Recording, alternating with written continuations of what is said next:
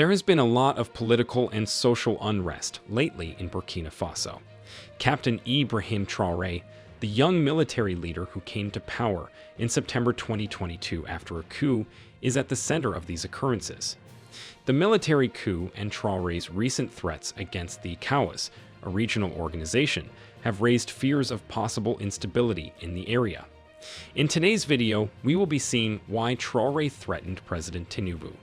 We are also going to find out Tinubu's reactions to the threats. So make sure you watch the video till the end to uncover the full story. Burkina Faso's military administration, under Captain Traore's leadership, has sent a strong warning to ECOWAS that escalating tensions could spark conflicts. He emphasized that the ECOWAS forces, which were previously believed to be in reserve, are prepared to be engaged by the united armies of the Alliance of Sahel States. The long-running conflict between the economic community of West African states and the coup-plagued countries of Niger, Mali, and Burkina Faso has recently intensified and claimed thousands of lives. ECOWAS is solely to blame for the state of affairs, according to Burkina Faso's military leader. Captain Traore voiced his complaints in a public manner. In a recent speech, he accused ECOWAS and more especially its leader, Nigeria's President Bola Tinubu, of being responsible for the deaths of several Nigerians. Lack of medication or electricity caused thousands of Nigerians to pass away in hospital beds. Traore said, "It's illegal. They bear accountability for both these penalties and these fatalities." He added that the Nigerian people's spirit of resistance has not diminished nevertheless. "Do you believe that there are any weak men in Nigeria? There are fighters there. The Nigerian army has been engaged in fighting for years." In recent weeks, Mali, Burkina Faso, and Niger have decided to form an exclusive confederation.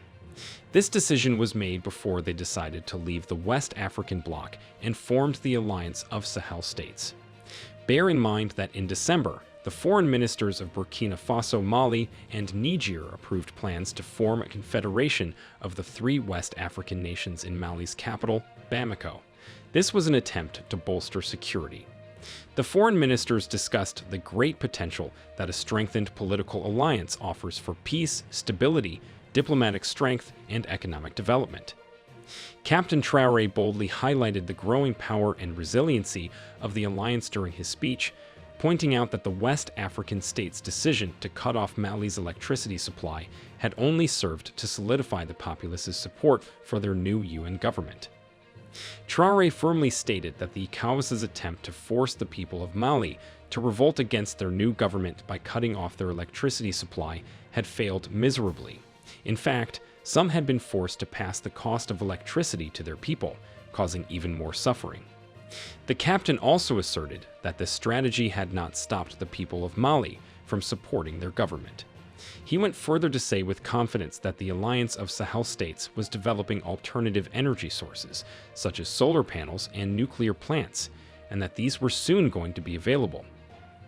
Ibrahim Traore's statements highlighted the need to make investments in renewable energy sources to guarantee sustainable development over the long run.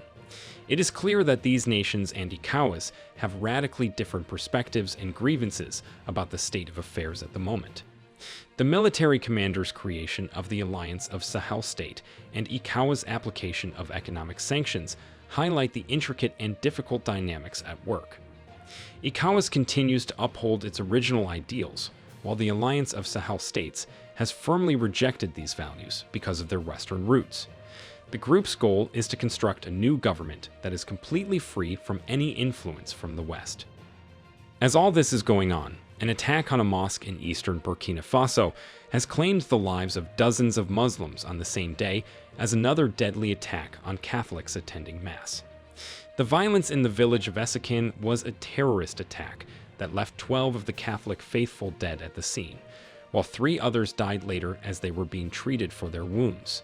This was according to a statement issued by Abbot Jean-Pierre Sowadogo, Vicar General of the Catholic Diocese of Dori, where the attack happened.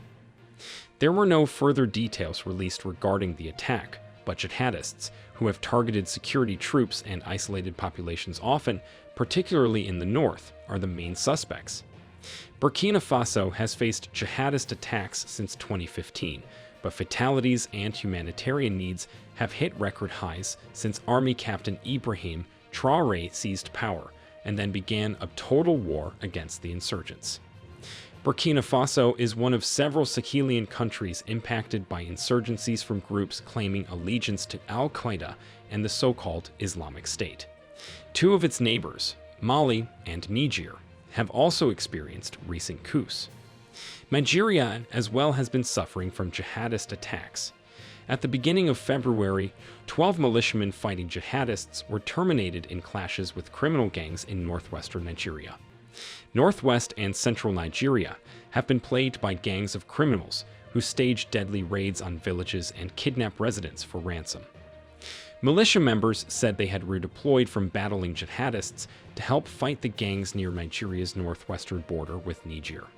They said they had terminated scores of criminals, locally known as bandits, during fierce fighting in Sahel State. We can see that both Nigeria and Burkina Faso are battling jihadists. If Ibrahim Traore's threats go beyond words, then these countries will be faced with greater issues to solve. The military leaders of Burkina Faso, Niger, and Mali have also accused France, a former colonial power, of exploiting ECOWAS.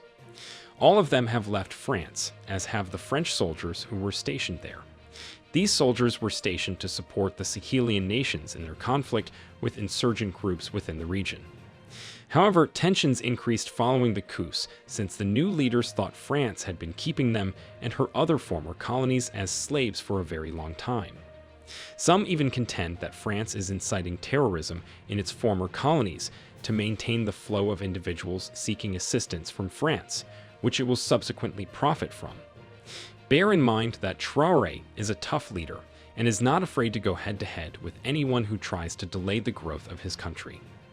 To strengthen governance and reconstruct the state, Traore has enacted significant new laws that specifically target political patronage and clientelism in the public sector. The former Minister of Transportation, Vincent Debogu, and 4 other individuals who were sentenced to 11 years in prison for embezzlement and money laundering were apprehended as a result of anti-corruption activities. However, the government's commitment to enacting reforms and fighting corruption has been called into question due to the poor pace of progress in these areas. Supervising the holding of elections to reinstate democratic and constitutional governance was one of Traore's goals. There is hardly much urgency on this front, as the transition will end in just a few months. Traore stated that combating insecurity and defending the country came first, not elections, in an interview in September of last year. Political parties expressed fear that this might cause a delay in the polls, particularly because the technical preparations had not yet begun. It's also possible to use the inadequate security as an excuse to put off the elections indefinitely. Considering that the election timetable was set following the regional organization, the departure of ECOWAS heightens these concerns. The fact that political parties have demanded an end to their operations suspension and layment, the absence of communication is concerning as well. Several civil society representatives who criticized the government's security decisions were coerced into joining the volunteers for the defense of the homeland after they opposed the harsh use of the April 2023 General Mobilization Act. The authorities refute claims of mistreatment made against members of the defense force. The government claims that one of its strategies for combating Islamist organizations is communication control. However, the government shouldn't disregard requests for a more cooperative strategy that safeguards citizens, particularly because national unity is essential to both security and long-lasting state administration. Beyond these worries, the nation has distanced itself even further from former foreign partners.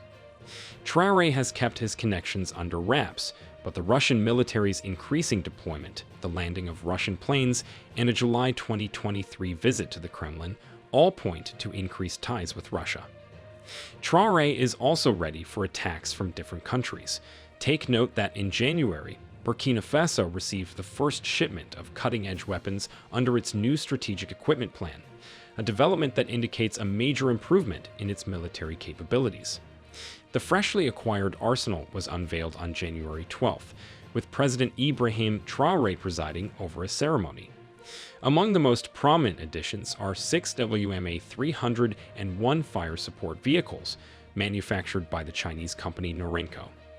This was the first of 5 shipments scheduled to arrive over the coming months, which highlights the ambitious breadth of the strategic equipment plan. President Traore disclosed this plan on December 31, 2023. He said he would progressively divulge information over the year.